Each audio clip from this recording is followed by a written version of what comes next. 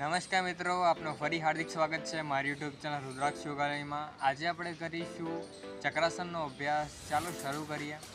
પેટના બળ ઉપર સીધા સુઈ જઈશું। બંને હાથ છે તમારા ખંભાના આજુબાજુમાં લગાવી દઈશું। બંને પગને ઘૂંટણથી વાળીશું અને જેટલા અંદર લાવી શકે એટલા લાવીશું અને એક લાંબો ઊંડો શ્વાસ ભરીશું અને શ્વાસ ભરતા કમરથી ઉપર તરફ ઉઠાવીશું। તમારા પૂરા શરીરનો ભાર તમારા હાથ ઉપર અને પગ ઉપર આવી જવો જોઈએ। આ સ્થિતિમાં 25 થી 30 સેકન્ડ હોલ્ડ કરીશું અને ધીરેથી શ્વાસ છોડતા નીચેની તરફ આવી જઈશું।